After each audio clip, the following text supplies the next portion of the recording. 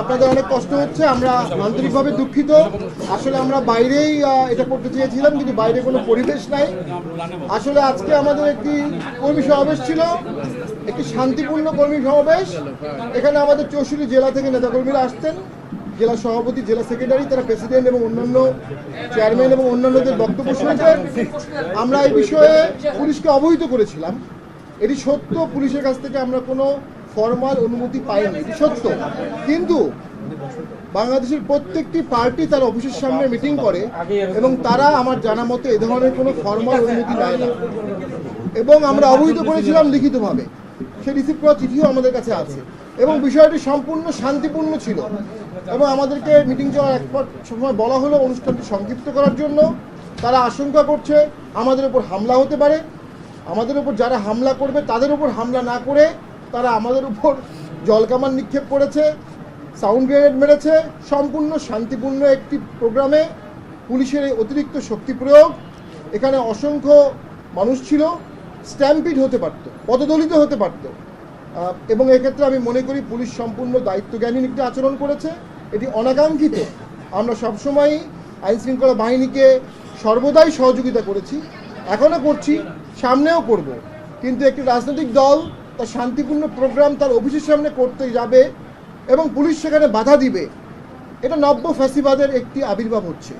এবং আমার ধারণা উপরের মহলে তারা এটা করেছে, যে উপরের মহলে আগেও পুলিশ অন্যায় করত, সেই উপরের মহলের আদেশে এখনও পুলিশ অন্যায় করছে। আমি পুলিশকে কোনো দোষারোপ করব না, তারা চাকরি করে, উপর থেকে যে আদেশ আসে সেই আদেশ তারা পালন করে। আমি মনে করি এই ধরনের দায়িত্বজ্ঞানহীন আচরণ রাজনীতির জন্য অশনি সংকেত। সরকার আর কিছুদিন পরে ভোট করতে যাচ্ছে, 12ই ফেব্রুয়ারি ভোটের একটি দিন ঘোষণা করেছে। আমরা তো মনে করি যে দেশে আজকের দিনে যে ঘটনা ঘটলো এর মানে সরকার বা কেউ ভোটে সদিচ্ছা আছে এমনটি আমার মনে হচ্ছে না। এই পরিবেশে দেশে ভোট হবে এমনটি আমার মনে হচ্ছে না। একটি চরম অন্যায় আমাদের সাথে করা হয়েছে, একটি ইললিগাল ভাবে আমাদেরকে আজকে সরিয়ে দেওয়া হয়েছে। ওখানে চেয়ারম্যান ছিলেন, তার স্ত্রী ছিলেন, আমরা ছিলাম, সকল সিনিয়র নেতৃবৃন্দ ছিল। আমরা এর তীব্র প্রতিবাদ জানাই, সুষ্ঠু তদন্ত জানাই এবং দোষী ব্যক্তিদের বিরুদ্ধে শাস্তির দাবি জানাই। এবং পুলিশ অসংখ্য চেয়ার ভেঙেছে, আমরা দেখেছি ভিডিওতে। চেয়ারের তো কোনো দোষ নেই, এই চেয়ারের তো কোনো আইন থাকতে পারে না। তো কিসের আক্রোশে পুলিশ এটি করলো আমরা জানি না। তো আমরা পুরো ব্যাপারটার মধ্যে গভীর ষড়যন্ত্র দেখতে পাচ্ছি। জাতীয় পার্টি দিন দিন জনপ্রিয় হচ্ছে, জাতীয় পার্টি দিন দিন সঠিক রাজনীতি করছে, এবং জাতীয় পার্টি আস্তে আস্তে সামনের ভোটে অথবা আন্দোলনে একটি বিশাল বড় ফ্যাক্টর হয়ে যাচ্ছে।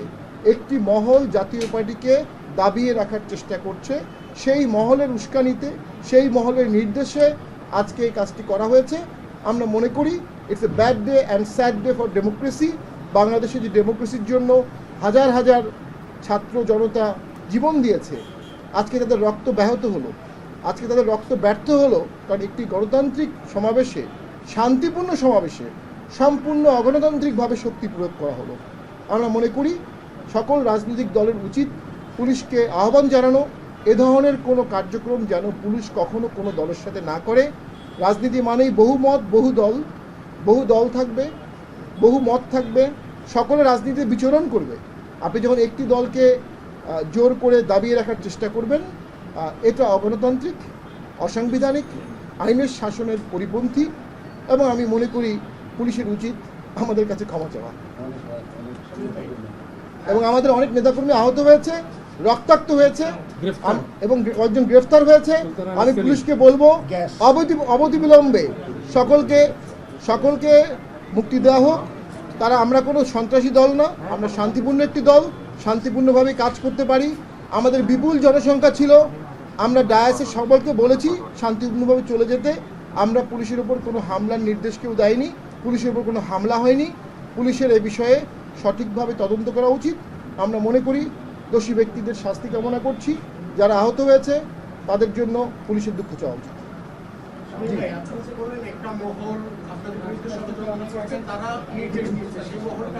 না, সেটা তো আমরা বলতে পারবো না, তবে আমরা অনুভব করি পুলিশের সাথে আমাদের ব্যক্তিগত কোনো দ্বন্দ্ব নাই, পুলিশের সাথে আমাদের দ্বন্দ্ব হওয়ার কোনো কারণ নেই, কখনো হাতাহাতি মারামারি হয়নি। পুলিশ উপযোজক হয়ে আমাদেরকে আঘাত করবে এরকম সম্পর্ক আমাদের সাথে না। তারা নির্দেশিত হয়ে করেছে, সেই নির্দেশটা কারা দিয়েছে তারাই একটি মহল হতে পারে। জি। আপনাদের এই অনুষ্ঠান তো প্রায় শেষ না হতেই বন্ধ হয়ে গেল, পরবর্তীতে আপনাদের কোনো কর্মসূচি আছে? আমরা দলীয় ফোরামে দ্রুত মিটিং ডাকবো, মিটিং ডেকে আমরা দলীয় ফোরামে পরবর্তী কর্মসূচি চিন্তা করব এবং কর্মসূচি জানাবো। আমরা মনে করি দেশ একটি সংকটের মধ্যে যাচ্ছে, এখন দেশে শান্তির সময় অশান্তি ক্রিয়েট করা হচ্ছে এবং এই অশান্তি তৈরি করার মাধ্যমে টোটাল নির্বাচন প্রক্রিয়া এবং গণতন্ত্রের অগ্রযাত্রা তীব্রভাবে হোঁচট খাচ্ছে। তো আমরা মনে করি এই ষড়যন্ত্রে অনেকেই ফাঁদে পা দিচ্ছেন। আমরা পরবর্তী পদক্ষেপে আমাদের নেতাকর্মীর সাথে আলোচনা করে, সিনিয়র নেতৃবৃন্দের সাথে আলোচনা করে আমরা সিদ্ধান্ত নেব।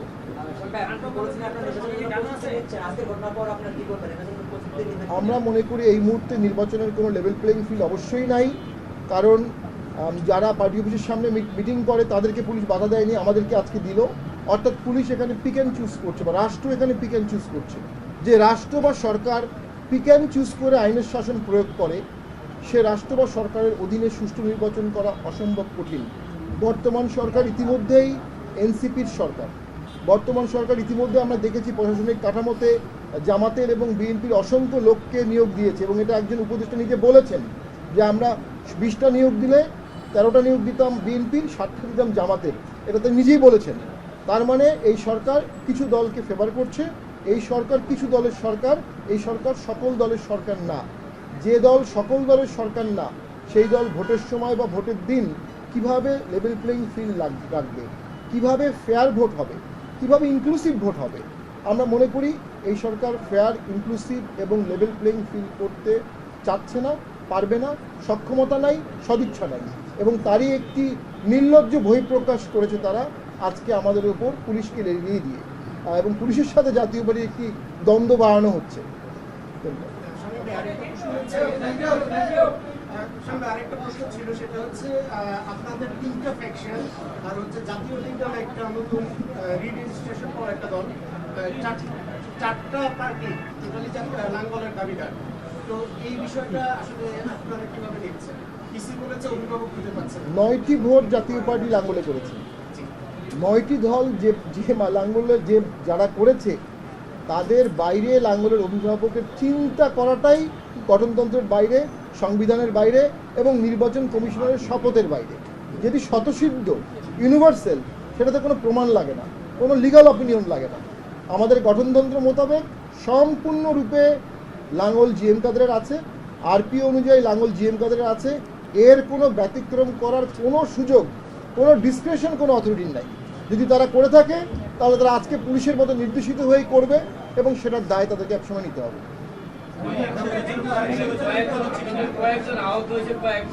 আমরা এখন পর্যন্ত জানতে পেরেছি 20 জন আহত হয়েছে, তার মধ্যে 5-6 জন গুরুতর আহত, অনেকের সেলাই পড়েছে, অনেকের রক্ত ঝরেছে।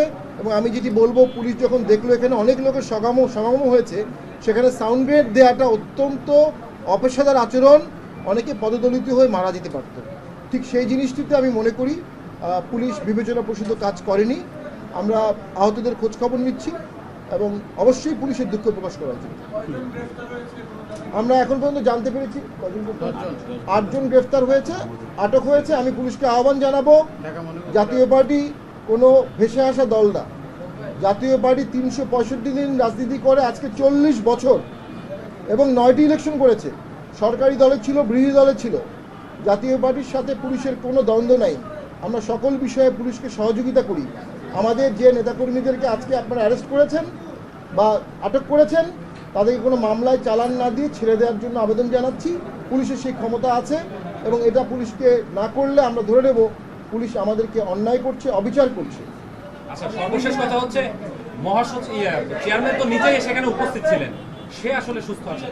চেয়ারম্যান স্যার সুস্থ আছেন, উনি অত্যন্ত সুস্থ, নেতৃবৃন্দ সহ সকলেই সুস্থ আছেন। আমরা তাড়াতাড়ি ওনাকে নিয়ে এসেছি। তিনি একদমই বিচলিত না, তিনি অত্যন্ত দৃঢ় চিত্তে আছেন। তবে এই বিষয়টি তিনি তীব্র নিন্দা জানাচ্ছেন। সরি, আপনাদের কষ্ট হলো, গরম এখানে।